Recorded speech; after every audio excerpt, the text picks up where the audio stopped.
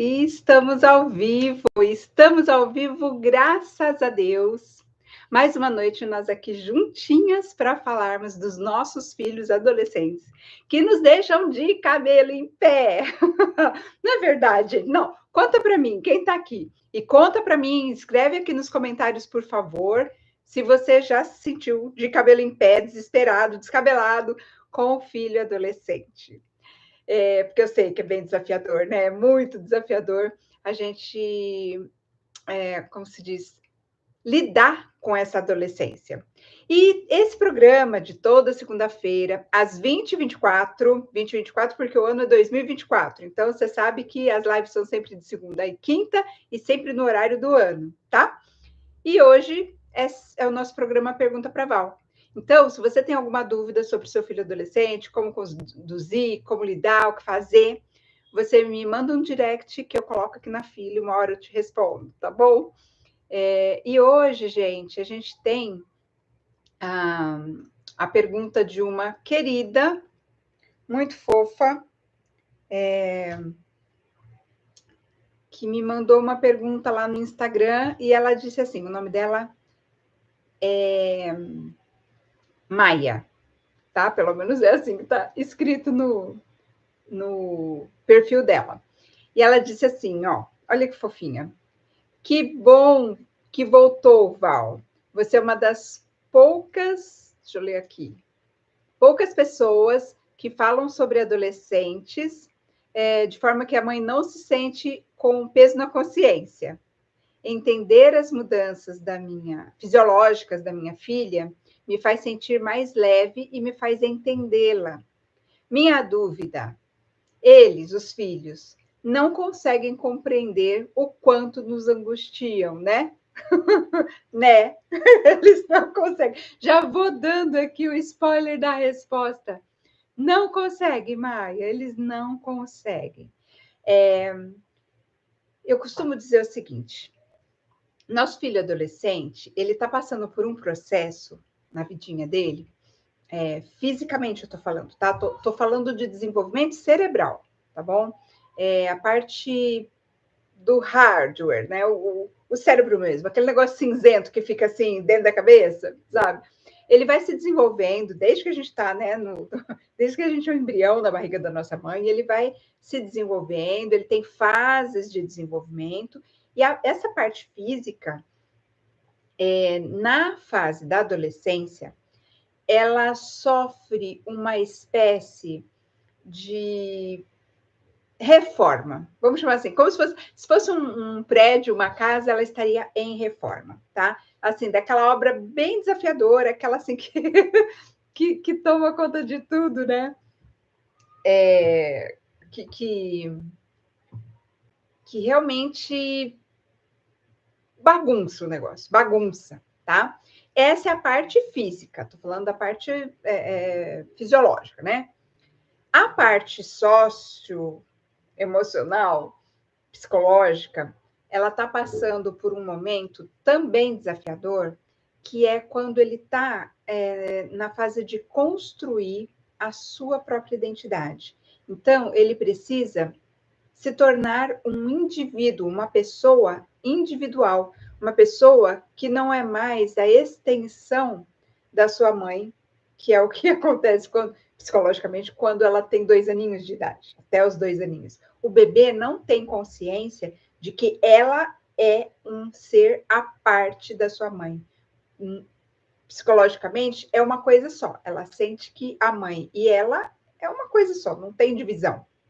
E é por isso que quando a criança faz os 2 anos, a gente chama de adolescência da infância, né? Adolescência do bebê, porque é a fase em que ela começa psicologicamente a entender que ela é diferente, que ela não é a mesma coisa que a mamãe, né? Então ela começa a querer impor a sua vontade, então ela começa a repetir a palavra que provavelmente ela ouve muito, não, não, não, não, né? Ela quer fazer o que ela quer fazer, e dependendo do temperamento, ela até faz isso com força, com muito vigor, vamos dizer assim, né?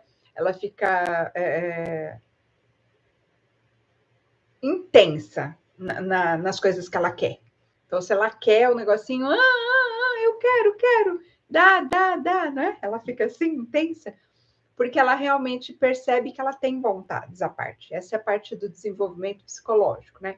E aí, quando chega na adolescência, ele está novamente nesse processo, obviamente, né? Alguns degraus acima, e ele começa a querer romper com os valores da família, com as opiniões dos pais, porque ele precisa descobrir quem ele é enquanto indivíduo. Ele precisa construir a sua própria identidade. Fica claro isso? E aí, o que acontece? Ele precisa se distanciar emocionalmente dessa família. Não é um rompimento, é um distanciamento. E é algo saudável, é uma parte do processo que precisa realmente acontecer. Essa parte do processo, ela precisa se concretizar para que a maturidade emocional e psicológica desse indivíduo, né, que está treinando para ser adulto, ele está nos últimos anos já, né, de treinamento para virar um adulto, para que isso aconteça de uma maneira equilibrada, que ele seja um adulto maduro, capaz, pleno, ele precisa passar por esse processo. Uma terceira coisa que está acontecendo nesse cérebro adolescente, nessa mente, nesse aspecto psicológico, né? Tanto hardware, né? Hardware, que é o cérebro em si, quanto software, que é toda a conexão neural, né? A parte da mente mesmo. Ela tá nessa fase da adolescência ensaiando para entender a sua própria capacidade. Isso coloca o adolescente numa posição de buscar desafios. A grande palavra para a fase da adolescência é buscar desafios, superar desafios.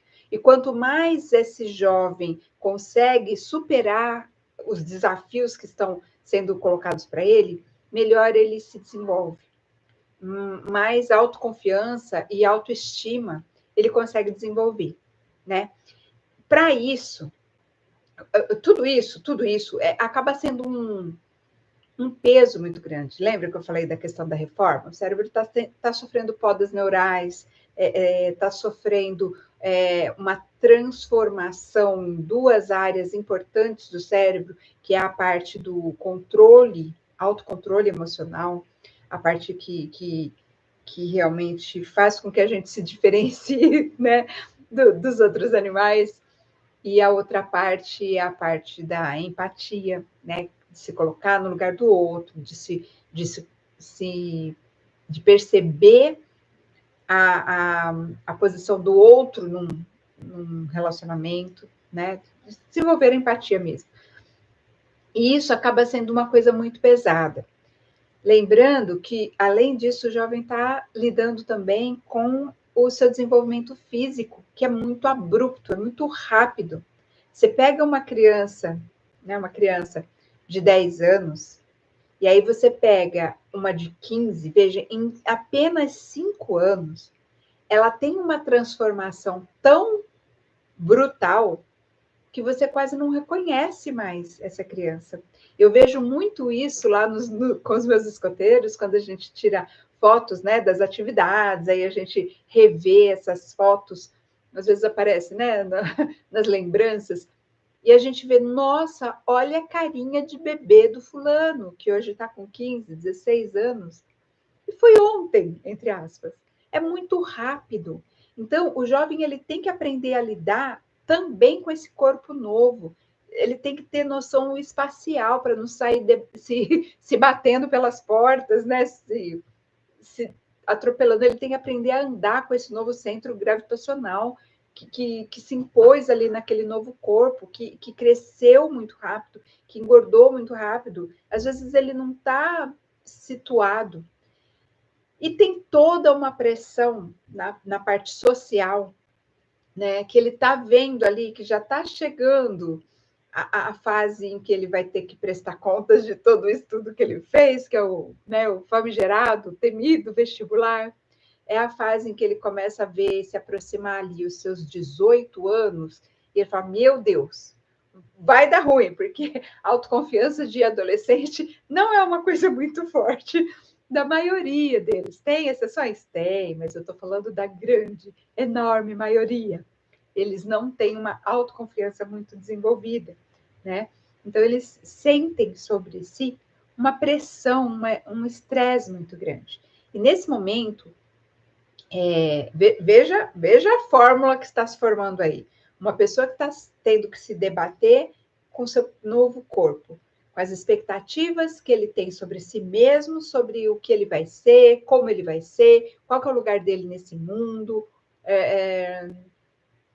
até fisicamente, né? Se ele vai ser, se a menina vai ter, se ela vai ter seios, se ela vai ter quadris, se vai ser bonita, o rapaz se vai ter barba, se vai ser musculoso, se vai ser alto, são, né, dúvidas e anseios muito difíceis que eles têm que lidar com aquilo, juntando nessa receita com essa necessidade de buscar a formação da sua identidade psicológica, né?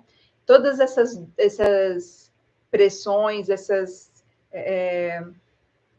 provas de vida iminentes que estão ali para chegar, né? O vestibular, qual profissão eu vou exercer, a partir de quando eu vou realmente ter que começar a dar conta da minha vida, né? O meu pai e minha mãe não vão mais me bancar, eu vou ter que dar conta de achar um trabalho e trabalhar mesmo. Oh, meu Deus do céu, o que eu vou fazer na minha vida, né? Eu não dou conta disso ainda.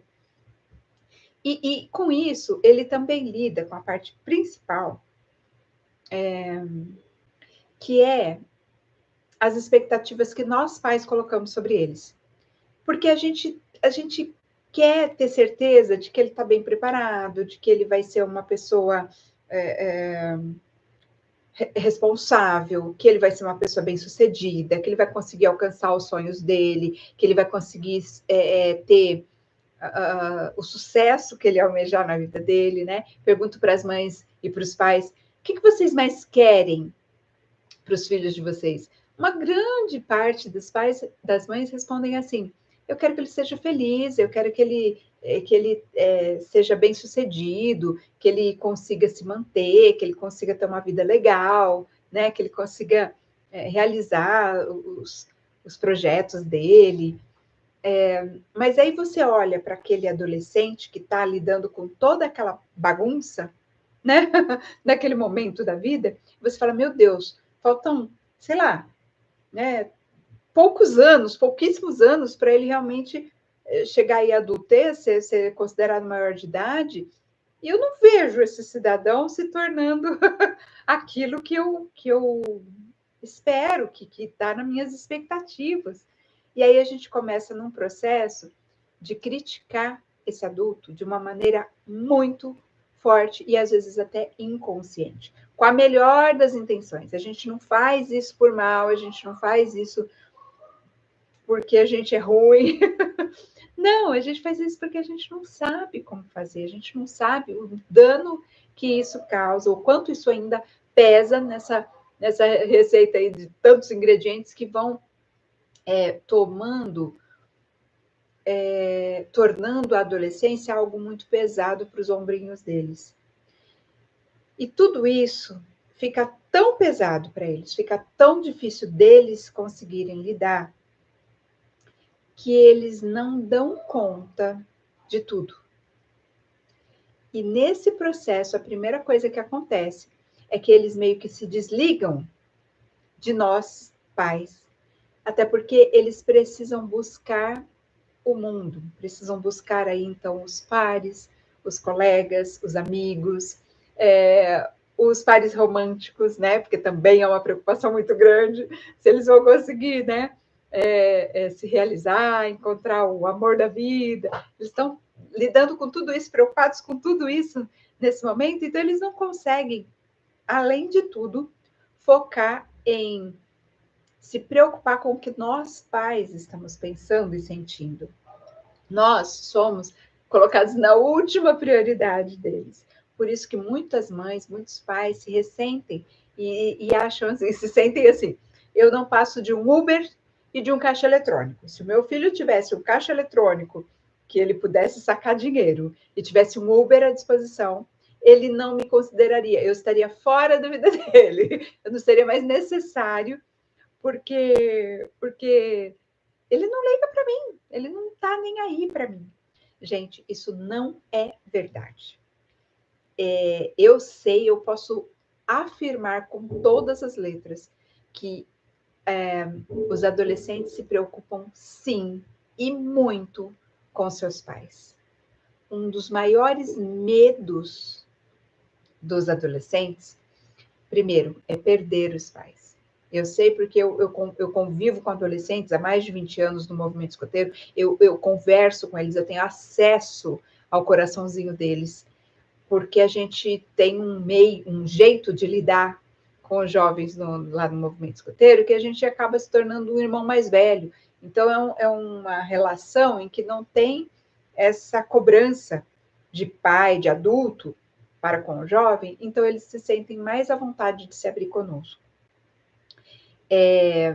E com isso, eu vejo várias situações em que eu converso com eles e eu percebo o quanto eles se preocupam com os pais, o quanto eles têm medo de que os pais, de perder os pais. Isso é um medo assim dos mais presentes na cabecinha deles. Outro medo de decepcionar os pais, de não ser suficiente para suprir, para atender às expectativas dos pais. É um medo gigantesco. Alguns têm consciência disso, de que eles têm esse medo. Alguns nem têm consciência, não chega no nível da consciência. Ele sente aquilo, mas ainda não percebeu o quanto ele tem medo de não atender às expectativas dos pais, tá? Juntou com tudo isso, lembra que eu falei no começo que uma das maneiras dele se desprender, dele descobrir do que ele é capaz, é testar os seus limites, os desafios? Lembra quando eu falei de desafios? Essa parte dos desafios faz com que o jovem tome umas atitudes que às vezes não consideram a questão da segurança. Às vezes não, a maioria das vezes, né? Vamos ser sinceros, jovem não tem muito juízo, né? Como a gente sempre diz, desde sempre. Parece que não tem juízo. E não tem juízo mesmo, gente, porque a parte do cérebro que é responsável por prever as consequências das atitudes, prever que se você fizer determinada coisa, a consequência vai ser naturalmente tal, que os adultos têm, né? Então a gente sabe que se a gente for em determinado lugar, a gente vai sofrer risco de ser assaltado, né? Se a gente atravessar a rua de determinada maneira, a gente corre o risco de ser atropelado. Se a gente dirigir e aí tem adulto até que fica fora dessa adultez, né? Se a gente dirigir de uma maneira imprudente, a gente pode causar um acidente, matar um pai de família, né? Sofrer e fazer outros sofrerem. A gente tem essa noção. Os adolescentes não têm a parte do cérebro que é responsável por essa previsão de consequência das ações tão bem desenvolvidas quanto dos adultos. Então, eles não percebem algumas consequências negativas que podem advir dos atos. E como eles estão na fase de desafio, de descobrir do que eles são capazes, eles são muito propensos a fazer coisas malucas. Por exemplo, por isso que eles adoram tantos esportes radicais, aquelas coisas perigosas, né? De descer a ladeira com skate, seja o que Deus quiser, né? De fazer atividades realmente perigosas. Andar de bicicleta loucamente pelo meio do trânsito. Quando né, dependendo aí do local onde moram, às vezes tem acesso a moto, bicicleta elétrica, patinete, e mesmo não sendo permitido, né, por lei, que adolescente menor de 18 anos pilote, tem muitos que acabam, né, pilotando, moto dos amigos, aquela coisa de doido, né?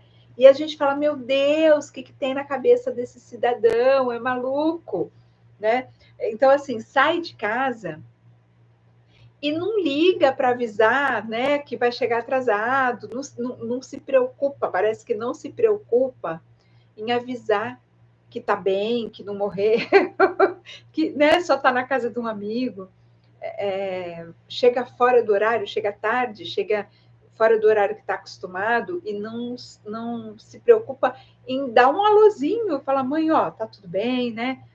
Vai para um lugar, mãe, cheguei, tá tudo bem. Seria o sonho dos adultos. E a gente em casa, né, com o mundo perigoso do jeito que tá, a gente fica angustiado, a gente fica, né, de cabelo em pé com os nossos filhos, e a gente espera que eles tenham consideração pela nossa angústia. A gente espera que eles sejam mais responsáveis, não é? Só que mãe, pai, eles não estão em condição psicológica e até cerebral de dar conta de tudo que eles têm que dar conta no processo de desenvolvimento físico e psicológico deles, de encontrar a sua individualidade, seu lugar no mundo, sua posição na sociedade, e ainda dar conta de ser empático com as nossas preocupações. Até porque, como nós temos já essa noção, né, dos perigos, e aí a gente acaba sendo muito crítico com eles, pega muito no pé, e a gente tem que pegar mesmo, tá? É a nossa função de pai e mãe. Tem jeito certo de fazer isso, não, a maioria das vezes não é do jeito que a gente faz, e eu sempre estou aqui dando dicas, explicando, né? Melhor abordagem, melhor maneira de aconselhar, melhor maneira de acessar esse jovem, de ensinar, de desenvolver, de ajudar o processo de desenvolvimento dele, né? Mas assim, a gente não aprendeu, ninguém ensinou para a gente, então a gente vai fazendo do jeito que a gente sabe, do jeito que nossos pais faziam com a gente vai cedendo a nossa própria emoção, nosso próprio sentimento de medo, né, de que aconteça algo, de preocupação, acaba agindo de uma maneira que não colabora com a nossa conexão afetiva com os nossos filhos. E se a gente também é um adulto que não está plenamente maduro emocionalmente, não consegue se autorregular emocionalmente, que seja controlar a raiva, controlar a preocupação, controlar, né, as neuras e agir de maneira mais assertiva com eles, a gente acaba promovendo um rompimento, um distanciamento ainda maior do que o natural que precisa existir para que ele se desenvolva. A gente acaba fazendo com que o nosso relacionamento fique muito afastado, muito comprometido, não é? E aí acaba ficando ainda mais difícil para eles terem priorizarem essa empatia, né? Então, quando a Maia pergunta assim, eles não têm muita noção do quanto nos angustiam, né? Eles não têm capacidade cerebral de compreender o quanto nós nos preocupamos, o quanto eles nos angustiam. As atitudes deles nos deixam de cabelo em pé. Eles não têm capacidade cerebral para isso. E não adianta você ficar repetindo, né? Não adianta, porque não é uma coisa que ele faça de propósito. Não faz. Ele faz porque é o que ele está dando conta de fazer. Dependendo do temperamento do seu filho adolescente, dependendo da maneira como você conduz a relação pai-filho, mãe-filho, desde do comecinho, né? Dependendo do quanto esse filho foi estimulado desde que era bebê a se desenvolver, isso pode variar. Às vezes fica mais fácil desse jovem atingir o desenvolvimento cerebral suficiente para que ele tenha empatia pela nossa preocupação. Mas o principal fator que faz com que eles não tenham empatia, que eles não entendam o quanto nos angustiam, é porque a gente deixa a tarefa difícil para eles. É uma coisa assim, a gente briga tanto com eles, a gente reclama tanto por eles não suprirem essa nossa necessidade, não atenderem essa nossa necessidade de consideração, né, de até respeito, não é? A gente cobra tanto isso deles que eles fazem o contrário. Adolescente não é do contra, não é aquela fase assim que a gente fala assim, eu gostei desse seu namorado. 2 semanas depois ele termina. Ou, você não vai namorar esse cidadão de jeito nenhum, não gosto dele. Né? Essa menina não é para você. Não vai namorar com ela. Nossa, vira Romeu e Julieta, se apaixona loucamente, vai fazer loucuras para encontrar, para estar perto dessa pessoa. Não é assim? Adolescente é do contra, faz parte do processo. Então, a gente cobra tanto, a gente explicita tanto que eles nos deixam preocupados, que eles nos custam, tanto financeiramente, quanto emocionalmente, quanto de serviço, né, de servi-lo, de trabalho, dá tanto trabalho, né, eles nos demandam tanto, e a gente deixa isso tão claro, que eles meio que querem colocar isso embaixo do tapete emocional, sabe? Eles não querem lidar com esse peso que a própria maneira como a gente se relaciona com eles provoca nos ombrinhos deles, ombrinhos emocionais, estou falando assim, entende? Então é uma coisa tão difícil ser o filho que a gente espera que eles sejam, corresponder às nossas expectativas, é uma coisa tão difícil para eles que eles não sabem o que fazer com aquilo, não faz nada, põe embaixo do tapete e fala, credo, depois eu vejo, não quero saber. É a parte mais difícil deles lidarem com os próprios pais, aqueles que deveriam ser o apoio, o porto seguro, o respaldo, o refúgio. Nós, sem saber o que fazer, porque nós não fomos treinados para ser pais, né? Não tem um curso, né? Assim, vamos ter filho, ok, então você vai fazer. Agora, graças a Deus, já tem curso do pré-natal, que a gente vai lá aprender a trocar fraldinha, aprender a amamentar, não tem essas coisas já na maternidade? Na época do Tiago não tinha, na da Thalita já tinha, era uma coisa bem... Thalita está com 23 anos agora. Era uma coisa bem, assim, rudimentar, né? Era uma visitinha ou outra ali que a gente ia e aprendia essas coisinhas.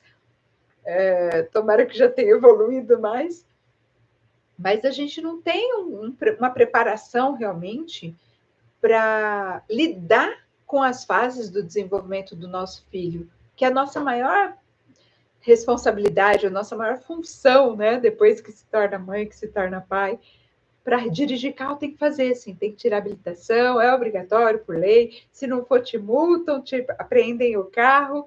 Existe uma série de sanções legais que te obrigam a fazer um curso, né, teórico e prático para você dirigir um carro, mas para ser mãe e ser pai, não obrigam a gente a fazer um curso, né? Então, por não termos a capacitação para lidar com essa adolescência de uma maneira mais assertiva, mais equilibrada, a gente acaba piorando essa situação em que ele não dá conta de perceber o quanto nos angustiam. E quanto mais a gente fala, menos eles lidam com isso, menos eles querem encarar esse momento de ter que parar e pensar, caramba, eu preciso fazer alguma coisa para não preocupar tanto os meus pais. E às vezes eles tentam, mas eles não têm capacidade para isso ainda, porque o olhar dele na adolescência está focado para dentro de si mesmo, não para os seus pais, e quando está para fora, é para os amigos, para os pares, porque é onde ele precisa encontrar os novos modelos. Durante a infância, nós, pais, somos os modelos. Na adolescência, os novos modelos que eles precisam seguir e eles inconscientemente vão buscar são os amigos, são os pares, são aquelas pessoas que vivem os mesmos momentos, os mesmos desafios, as mesmas dificuldades que eles, que gostam dos mesmos jogos, que gostam das mesmas bandas, das mesmas músicas, que gostam das mesmas dancinhas do TikTok, né?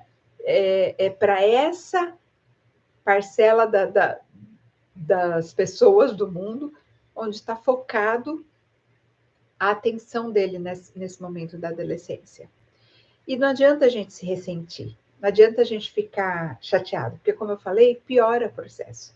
É assim, quanto mais foco você coloca nessa, vamos dizer, nessa indisponibilidade deles de entenderem o quanto nos angustiam, maior isso fica, intensifica. Tanto no nosso psicológico, no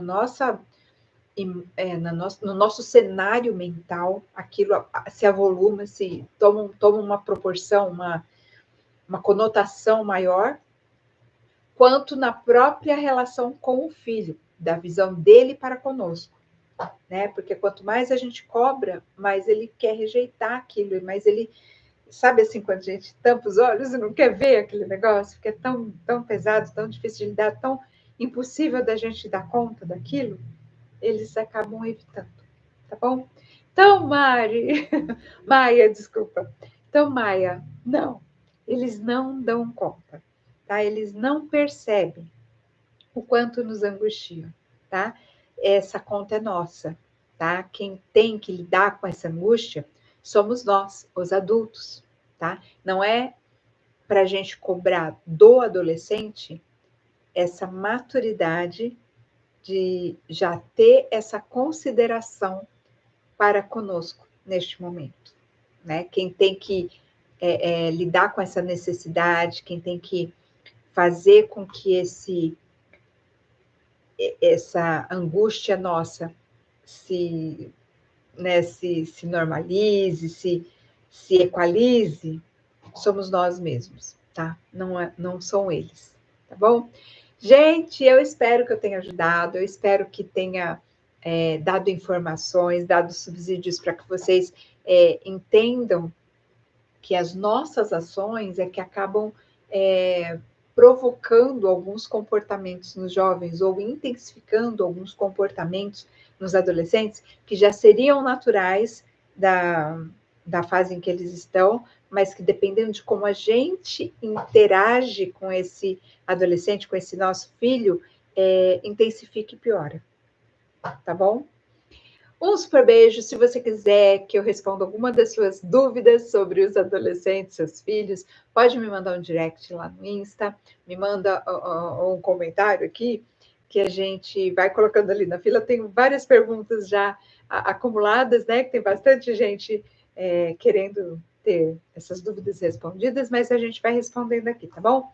Um super beijo para você e a gente se vê na próxima live, tá bom? Tchau, tchau. Um beijo.